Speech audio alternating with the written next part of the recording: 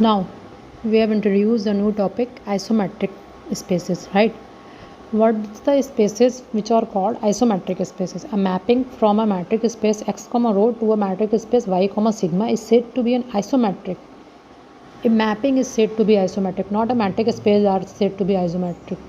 The mapping is said to be isometric if for all x1 comma x2 is in x, sigma f of x1 comma f of x2 which is equals to, because f of x1 f of x2 is in y and their matrix is sigma, so we have introduced in form of sigma f of x1 comma f of x2 which is equals to rho of x1 comma x2, right?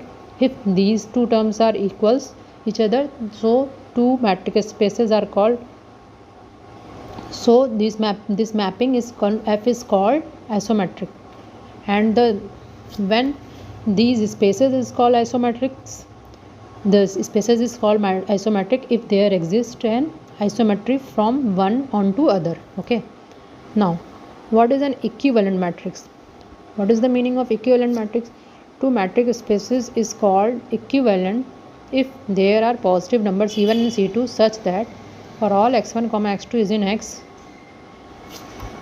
C1 sigma x1 comma x2 which is less than equals to rho x1 comma x2 which is less than equals to C2 sigma x1 comma x2, right?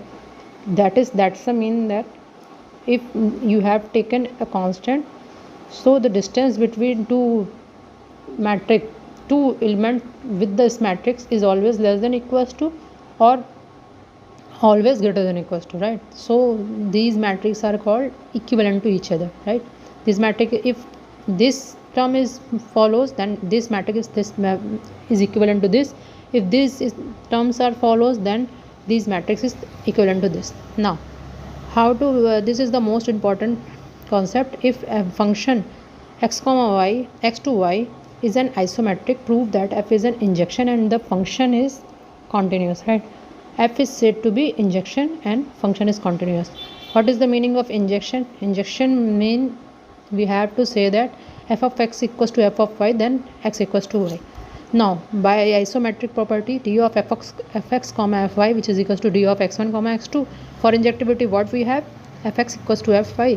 When you take fx equals to fy, then the distance between fx comma fy is equals to 0. If this implies, then put in this equation which gives you d of x1 comma x2 is equals to 0, which implies that x1 is equals to x2. So this is the injective map, right? For continuity, that is obvious by the definition of isometric.